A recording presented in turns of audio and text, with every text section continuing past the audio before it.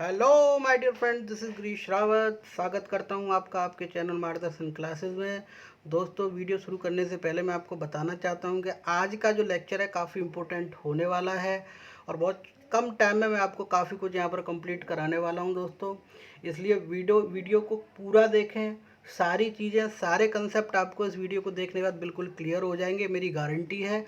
तो देखिए, आज का जो टॉपिक है स्टार्ट करते हैं कि variation of conductance, conductivity and molar conductivity with concentration. काफ़ी इंपॉर्टेंट टॉपिक है। यहाँ से आपके बोर्ड में 1 नंबर का क्वेश्चन पूछने के लिए आ सकता है, तो इसको काफ़ी अच्छी तरीके से आपको रीड करना है। और अगर कोई भी डाउट होता है तो आप कमेंट बॉक्स में पूछिए, कोई भी दिक्कत हो ज़रूर पूछिए, ठीक है ना।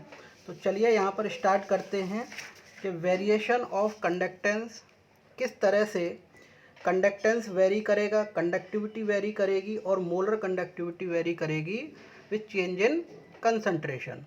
ठीक है, तो क्या चीज़ हम जानते हैं, पहले आप ये समझ लीजिए कि इलेक्ट्रोलाइट 2 टाइप के होते हैं। पहला होता है आपका वीक इलेक्ट्रोलाइट, ये हम पिछले लेक्चर्स में जान चुके हैं। दूसरा होता है स्ट्रॉन्ग इलेक्ट्रोलाइट। तो इलेक्ट्रोलाइट्स वर्ड से ही आपको पता चल जाता है कि ये किसकी फॉर्म में डिसोशिएट हो जाएगा, आयंस की फॉर्म में डिसोशिएट हो जाएगा। तो वीक इलेक्ट्रोलाइट कौन से होते हैं? वो ऐसे सॉल्ट जो केवल 5 से 7% ही डिसोशिएट हो पाते हैं, जो कम्प्लीटली डिसोशिएट नहीं होते हैं। ठीक है ना। एग्जाम्पल के तौर पे CH3COH या NH4OH, बेंजोइक एसिड के काफ़ी ऐसे आपको एग्जाम्पल देखने के लिए मिलेंगे जो वाटर में कम्प्लीटली डिसोशिएट नहीं होते हैं। यानी कि अगर आप 100 ग्राम, यहाँ पर एक क्वांटिटी ले लेते हैं, मान लीजिए 100 ग्राम आपने क्वांटिटी ली और 100, ये यहाँ पर 100 ग्राम आपने क्या डाल दिया, यहाँ पर वीक इलेक्ट्रोलाइट डाला इस पानी में, तो होगा क्या, केवल इसका 5% से 7% ही डिसोशिएट होगा। और केवल 5 से 7% डिसोशिएट होगा तो आयंस भी कितने के बनेंगे, 5 से 7% के बनेंगे, सबके तो आयंस बनेंगे नहीं। और देखिए, जो कंडक्टेंस होता है वो डायरेक्टली प्रोपोर्शनल होता है नंबर ऑफ आयंस के। ठीक है, जितने ज़्यादा नंबर ऑफ आयंस होंगे उतनी ही कंडक्टेंस ज़्यादा होगा। दोनों अलग अलग टर्म है, कंडक्टिविटी अलग है, किस तरह से वेरी करेगी ये भी मैं आपको बताऊंगा। तो कंडक्टेंस जो होता है वो डायरेक्टली प्रोपोर्शनल होता है नंबर ऑफ आयंस के। कंडक्टेंस हम जान चुके हैं कि कितनी आसानी से करंट फ्लो कर सकता है। तो 2 तरीके से बताया था, इलेक्ट्रोलाइटिक और मेटेलिक, ये मैं क्लियर कर चुका हूँ। तो यहाँ पर देखें, जो वीक इलेक्ट्रोलाइट ये होते हैं, उसके बाद देखिए कि वीक इलेक्ट्रोलाइट वाले केस में कंडक्टेंस का क्या इफेक्ट पड़ता है। यहाँ पर ये चीज़ समझने की कोशिश कीजिए कि जो वीक इलेक्ट्रोलाइट्स होते हैं अगर उनका डाइल्यूशन किया जाए, ठीक है, मान लीजिए यहाँ पर वाटर कम था तो कितने परसेंट डिसोशिएट हो रहे थे, मान लीजिए 5%। लेकिन जब मैं इसमें वाटर का एडिशन करता चला जाऊँगा तो इनके बीच की जो फोर्सेस होंगी, है ना, वो क्या होती चली जाएंगी, पानी मिलाने पर वीक हो जाएंगी, टूट जाएंगे। तो मान लीजिए ये 5 से 7% पे पहुंच गया, 8 पे पहुंच गया मैक्सिमम। तो यानी कि जो 5% का जो रेशियो था वो इंक्रीज होकर आयंस कितने बनने लग गए डाइल्यूशन पे, 7 से 8% यहाँ पर आयंस बने। तो जैसे जैसे हम डाइल्यूशन करेंगे वीक इलेक्ट्रोलाइट वाले केस में, यहाँ पर क्या होगा, जो कंडक्टेंस होगा वो इंक्रीज करेगा। ये चीज़ क्लियर हो गई। ये चीज़ क्लियर है कि जो कंडक्टेंस होता है वो बढ़ेगा किसके, जैसे जैसे हम डाइल्यूशन करते चले जाएंगे। डाइल्यूशन का मतलब वाटर का एडिशन करते चले जाएंगे। ये वीक इलेक्ट्रोलाइट के लिए दोस्तों। अब बात करते हैं स्ट्रॉन्ग इलेक्ट्रोलाइट की। तो स्ट्रॉन्ग इलेक्ट्रोलाइट वाले केस में हम डिस्कस करेंगे कि देखिए स्ट्रॉन्ग इलेक्ट्रोलाइट वाले केस में होता क्या है। तो आप समझ लीजिए कि स्ट्रॉन्ग इलेक्ट्रोलाइट कौन से होते हैं। वो इलेक्ट्रोलाइट जो एक्वस सॉल्यूशन में 100% डिसोशिएट हो जाते हैं, लगभग 99.9%, ऑलमोस्ट 100% क्या हो जाते हैं, डिसोशिएट हो जाते हैं। जब आप इनको वाटर में ऐड करेंगे तो ये इनके, मान लीजिए 100 ग्राम आपने NaCl डाला तो 100 ग्राम के Na और Cl आयंस बनने लग जाएंगे। ठीक है, यहाँ पर ये बनेंगे। लेकिन इसमें भी क्या होता है दोस्तों कि जैसे जैसे आप वाटर का एडिशन करते हैं तो क्या होता चला जाता है कि यहाँ पर भी जो कंडक्टेंस है वो इंक्रीज होता चला जाता है। यहाँ पर आयंस नहीं बढ़ेंगे, यहाँ पर आयंस तो पूरे हैं, पूरे टूट चुके हैं। यहाँ पर नंबर ऑफ आयंस इंक्रीज नहीं करेंगे, लेकिन कंडक्टेंस क्यों बढ़ेगा ये आपको समझना पड़ेगा। इसके लिए आपको ये देखिए कि अगर मैं NaCl को यहाँ पे रखता हूँ, Na पॉजिटिव और Cl नेगेटिव को, तो देखिए इनके बीच में अट्रैक्टिव फोर्स तो होती है, ठीक है। तो होता क्या है कि जब वाटर का एडिशन करते हैं, मान लीजिए ये इनके बीच की अट्रैक्टिव फोर्स थी, ठीक है। जब मैं वाटर का यहाँ पर एडिशन करूँगा तो उससे क्या होगा कि इनके बीच का जो डिस्टेंस होगा और जो फोर्सेस है वो कैसी हो जाएंगी, वीक हो जाएंगी।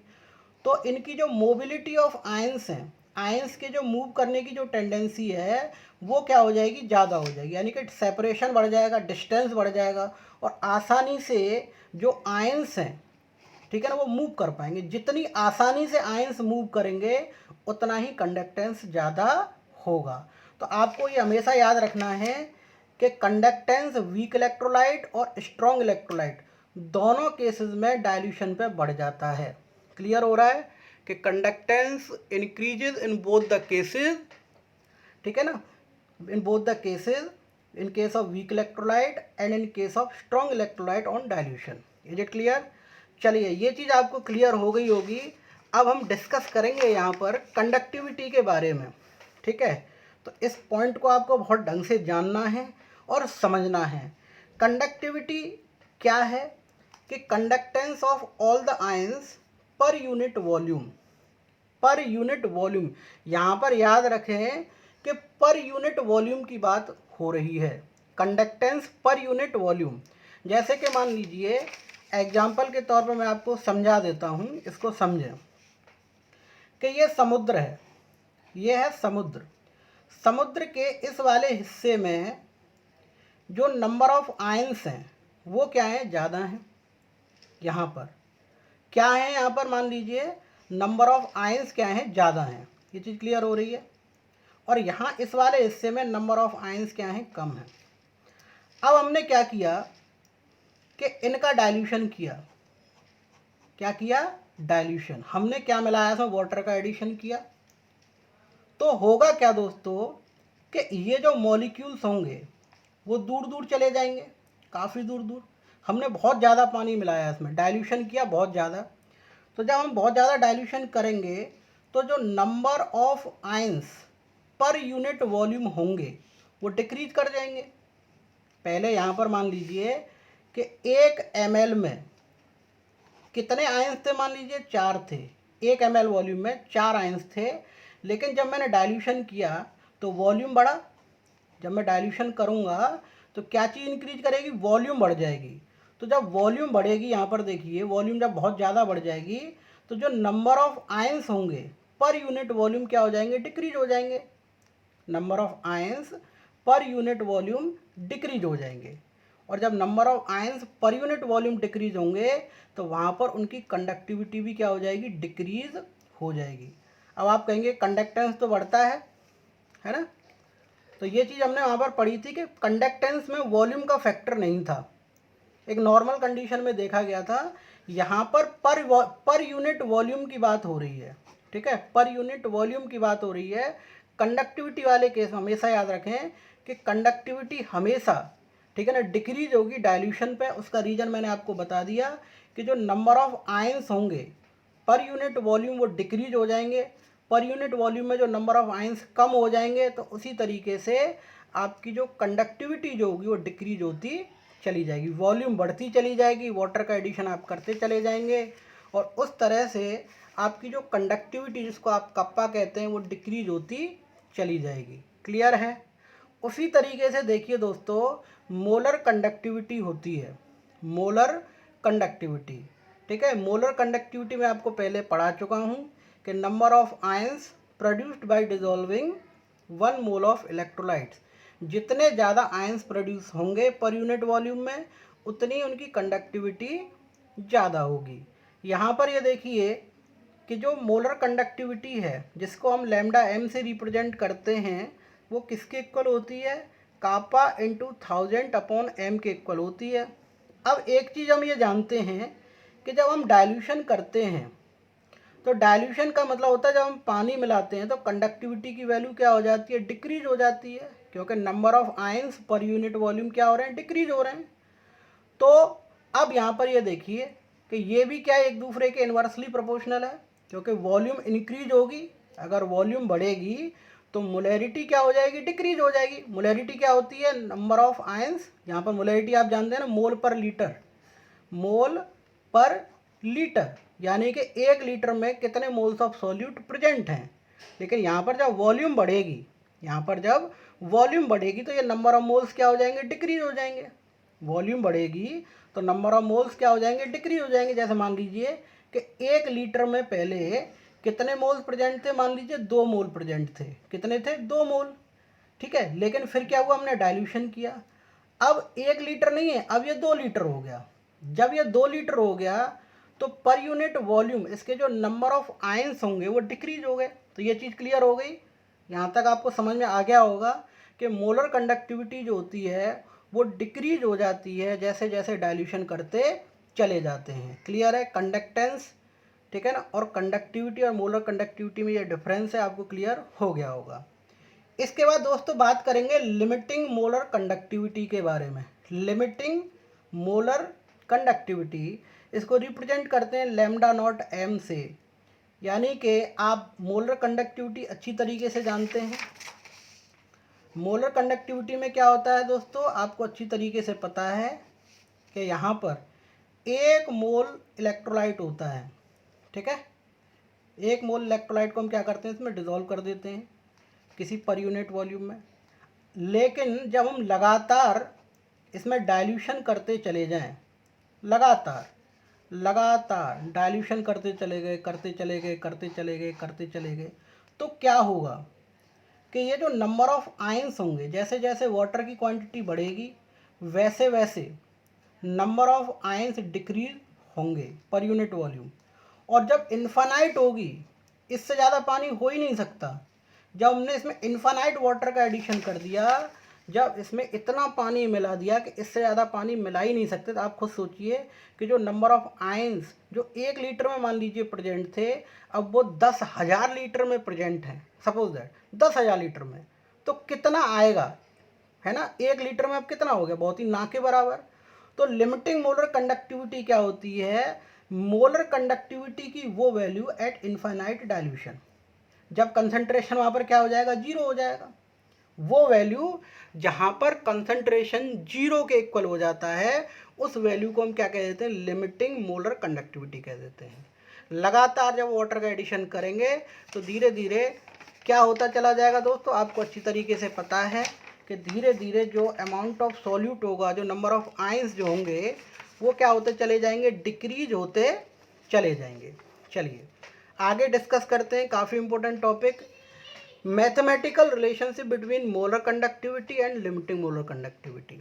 मोलर कंडक्टिविटी भी आपको पता है, 1 मोल ऑफ इलेक्ट्रोलाइट के लिए होता है वहाँ पर, ठीक है। और लिमिटिंग मोलर कंडक्टिविटी में क्या कर देते हैं, इनफाइनाइट डाइल्यूशन कर देते हैं। दोनों के दोनों स्ट्रॉन्ग इलेक्ट्रोलाइट हैं। इनके बीच का जो रिलेशन था, मोलर कंडक्टिविटी और लिमिटिंग मोलर कंडक्टिविटी, इन दोनों के बीच का जो रिलेशन था वो किसने दिया, Debye Hückel Onsager. It was given by Debye Hückel Onsager. इसको याद कर सकते हैं, DHO, धो, है ना, DHO, डेबाई हकल ऑन सैगर ने इसको दिया था। और इसको किस तरह से रिप्रेजेंट किया जा सकता है कि molar conductivity equal to limiting molar conductivity minus B√C, ठीक है। तो √C को हम कैसे लिख सकते हैं, C की पावर 1/2, यानी कि हाफ हो गया, जो कि कंसंट्रेशन है, आप अच्छी तरीके से जानते हैं। देखिए ये आपका जो लैम्डा m है वो मोलर कंडक्टिविटी है, lambda naught m limiting molar conductivity है, B जो कि कांस्टेंट वैल्यू है, ठीक है, जो डिपेंड करता है विस्कोसिटी पर, आयंस की कितनी तेज़ी से ये मूव कर रहे हैं डाइल्यूशन करने के बाद में, और C यहाँ पर कंसंट्रेशन है। तो इस फॉर्मूले से आप क्या निकाल सकते हैं, मोलर कंडक्टिविटी निकाल सकते हैं। कब निकाल सकते हैं, जब कंसंट्रेशन दे रखा हो, विस्कोसिटी दे रखी हो, और आपको लिमिटिंग मोलर कंडक्टिविटी दे रखी हो। चलिए यहाँ तक आपको चीज़ें क्लियर हो रही होंगी दोस्तों। अगर कोई भी डाउट आता है, कोई भी दिक्कत आती है, तो आप कमेंट सेक्शन में ज़रूर बताइए। अगर मुझे दोबारा भी वीडियो ज़रूरत पड़ेगी बनाने की, तो मैं बनाऊंगा वहाँ पर। तो आप यहाँ पर देखें, बहुत इम्पोर्टेंट टॉपिक है कि ग्राफिकल रिप्रेजेंटेशन बिटवीन, यहाँ पर देखिए molar conductivity and concentration of ion, है ना, ये कंसंट्रेशन ऑफ आयन है। दो चीज़ों के लिए हम ग्राफ बनाएंगे। पहला ग्राफ बनाएंगे आप KCl के लिए, है ना, जो कि एक स्ट्रॉन्ग इलेक्ट्रोलाइट है। दूसरा ग्राफ बनाएंगे आप CH3COH के लिए, जो कि एक वीक इलेक्ट्रोलाइट है। इस चीज़ को समझे, स्ट्रॉन्ग इलेक्ट्रोलाइट और वीक इलेक्ट्रोलाइट, स्ट्रॉन्ग इलेक्ट्रोलाइट और वीक इलेक्ट्रोलाइट, ठीक है। स्ट्रॉन्ग इलेक्ट्रोलाइट क्या होते हैं और वीक इलेक्ट्रोलाइट क्या होते हैं आप अच्छी तरीके से जानते हैं। ये ग्राफ हमने बनाया, ये 0 है। यहाँ पर ये जो वैल्यू रखी गई है ये लिमिटिंग मोलर कंडक्टिविटी, और लिमिटिंग मोलर कंडक्टिविटी यानी कि when the concentration approaches to 0। तो देखिए, पहले से हम अच्छी तरीके से जानते हैं कि जो KCl का जो डिसोसिएशन होता है वो 100% होता है पहले से ही। लेकिन जब हम पीछे की तरफ जाएंगे यहाँ पर तो डाइल्यूशन हो रहा है, और अगर यहाँ पर वॉल्यूम बढ़ रही है, डाइल्यूशन करेंगे, ऐसे जाएंगे तो क्या हो रहा है, यहाँ पर डाइल्यूशन हो रहा है, पानी मिला रहे हैं हम ऐसे जाने पर, है ना, वाटर का एडिशन कर रहे हैं। तो जब आप वाटर का एडिशन करते चले जाएंगे, देखिए यहाँ से ऐसे जब आप इस तरफ जा रहे हैं, है ना, लेफ़्ट की तरफ जा रहे हैं, लेफ़्ट की तरफ जो जाएंगे तो डाइल्यूशन करते चले जा रहे हैं आप। और अगर आप डाइल्यूशन करते चले जा रहे हैं, पानी मिलाते चले जा रहे हैं, तो वॉल्यूम इंक्रीज हो रही है। ऐसे जाएंगे तो मान लीजिए कि यहाँ पर कंसंट्रेशन इतना था, डिसोशिएट तो ये पूरा हो ही रहा है, लेकिन जो नंबर ऑफ आयंस है देखिए यहाँ पर ये लिमिटिंग मोलर कंडक्टिविटी तक पहुँच गया। तो जब आप डाइल्यूशन करेंगे, जब डाइल्यूशन करेंगे तो वॉल्यूम बढ़ेगी भाई, जब पानी मिलाऊंगा तो वॉल्यूम बढ़ेगी ना, वॉल्यूम बढ़ेगी तो नंबर ऑफ आयंस कम हो जाएंगे।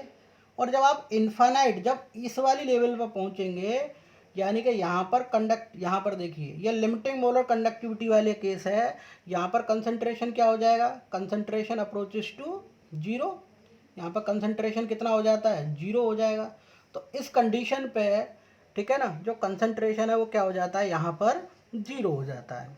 ये कौन से वाले केस के लिए, स्ट्रॉन्ग इलेक्ट्रोलाइट वाले केस के लिए, क्योंकि स्ट्रॉन्ग इलेक्ट्रोलाइट कंप्लीटली डिसोशिएट हो जाता है।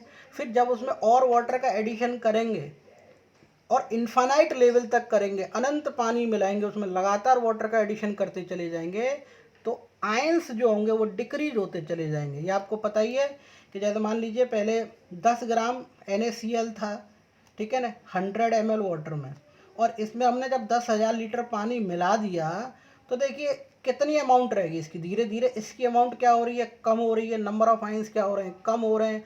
जब नंबर ऑफ आयंस कम हो जाएंगे तो यहाँ पर ये देखिए जो इलेक्ट्रोलाइट होगा वो भी क्या हो जाएगा, कम हो जाएगा, कंडक्टिविटी खत्म हो जाएगी, कंसंट्रेशन अप्रोच टू 0, कंसंट्रेशन 0 के इक्वल हो जाएगा वहाँ पर।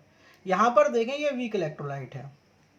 अब वीक इलेक्ट्रोलाइट में देखिए होगा क्या, पहले ये इस तरह से टूट रहा था, जब मैंने यहाँ पर डाइल्यूशन किया तो डाइल्यूशन पे क्या हुआ, ये हल्का सा ये और टूटने लगा और टूटने लगा और टूटने लगा, ठीक है।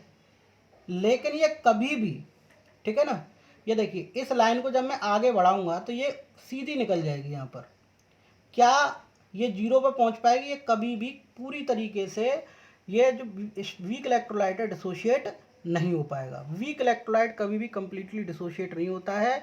ये कैसे पता चलता है कि ये जो लाइन है वीक इलेक्ट्रोलाइट की, ये वाई एक्सिस के पैरेलल हो जाती है, और पैरेलल होने का मतलब यह कभी भी आपस में मीट नहीं करेंगे। तो ये चीज़ आपको क्लियर हो गई होगी कि ये देखिए जो स्ट्रॉन्ग इलेक्ट्रोलाइट वाले केस के लिए यहाँ पर ये मिल जाता है, तो इसके लिए आप लिमिटिंग मोलर कंडक्टिविटी की वैल्यू निकाल सकते हैं। लेकिन इसके लिए वीक इलेक्ट्रोलाइट के लिए आप लिमिटिंग मोलर कंडक्टिविटी की वैल्यू नहीं निकाल सकते। तो यह काफ़ी इंपॉर्टेंट ग्राफ है आपके बोर्ड के लिए, इसका एक्सप्लेनेशन आ सकता है, इसको बनाने के लिए भी दे सकते हैं, इसको एक्सप्लेन करने के लिए भी आपको दे सकते हैं। अब ये तो दिक्कत वाली बात हो गई। अब दिक्कत वाली बात यह है कि अब ये जो वीक इलेक्ट्रोलाइट है ये तो कम्प्लीटली डिसोशिएट होगा नहीं, तो इसमें हम किस तरह से इसको कैलकुलेट करेंगे। तो इस प्रॉब्लम को सॉल्व करने के लिए कौन सा नियम आया, कॉलरॉच लॉ आया, ठीक है। कौन सा नियम आया, कॉलरॉच लॉ आया for independent of migration of ion.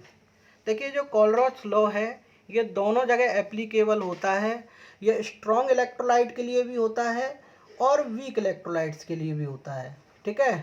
Apply दोनों जगह हो सकता है, लेकिन जनरली हम इसको यूज़ करते हैं वीक इलेक्ट्रोलाइट्स के लिए। अब क्यों करते हैं, ये नियम क्या कहता है, बहुत सिंपल शब्दों में आपको बता देता हूँ कि आपको कैलकुलेट करनी है लिमिटिंग मोलर कंडक्टिविटी। क्या कैलकुलेट करनी है? लिमिटिंग मोलर कंडक्टिविटी कैलकुलेट करनी है। तो ये बताता है कि जब आपको लिमिटिंग मोलर कंडक्टिविटी किसी वीक इलेक्ट्रोलाइट की कैलकुलेट करनी है तो वो किसके सम के इक्वल होता है? Sum of cation plus sum of anion. ठीक है, ये कैटायन हो गया और ये एनायन हो गया दोस्तों। तो इन दोनों के ये सम के इक्वल हो जाएगा। क्लियर है? तो limiting molar conductivity of weak electrolyte है ना, कैन बी रिप्रेजेंटेड बाय, किसके द्वारा रिप्रेजेंट किया जाता है? Individual sum of cation and anions. वो कितने कैटायंस प्रोड्यूस कर रहा है और कितने एनायंस प्रोड्यूस कर रहा है। जैसे मान लीजिए 5% डिसोशिएट हो रहा है ना, तो 5% हो रहा है तो कितने कैटायन की है, कैटायन और एनायन दोनों की आप वैल्यू यहाँ पर रख देंगे। तो किस तरह से रखेंगे दोनों केसेस में आपको बता देता हूँ, वीक वाले में बताता हूँ, स्ट्रॉन्ग वाले में। देखिए जैसे स्ट्रॉन्ग इलेक्ट्रोलाइट आपने लिया यहाँ पर KCl, यहाँ पर देखिए ये किस तरह से डिसोशिएट होगा, लिमिटिंग मोलर कंडक्टिविटी यहाँ पर K पॉजिटिव, यानी कि कैटायन और एनायन। यहाँ पर ये नेगेटिव है, यहाँ पर ये जो Cl है वो क्या है? नेगेटिव है, ये पॉजिटिव है। तो कैटायन और एनायन का सम कर दीजिए, वो किसके इक्वल निकल के आ जाएगा? आपकी limiting molar conductivity of KCl की। उसी तरीके से मान लीजिए आपको एक और एग्जांपल दे रखा है Al2SO4 का होल थ्राइस। अगर इस तरह से दे रखा है तो इसको आप कैसे लिखेंगे? कैटायन और एनायन के उसमें तो लिखना ही है रेस्पेक्ट में। तो 2 limiting molar conductivity of Al3 positive ion. Limiting molar देखिए 2 क्यों लगा? क्योंकि ये Al2 है, Al3 होता तो यहाँ 3 लगता, 4 होता तो 4 लगता। तो twice limiting molar conductivity Al पे कितना चार्ज होता है? 3 चार्ज होता है, प्लस थ्राइस ऑफ, यहाँ पर देखिए limiting molar conductivity of SO4 ions की फॉर्म में तो ये टूटेगा ही टूटेगा, और सल्फेट आयन पे कितना चार्ज होता है? -2 चार्ज होता है। इसी तरीके से और भी बहुत सारे एग्जाम्पल हम देखेंगे।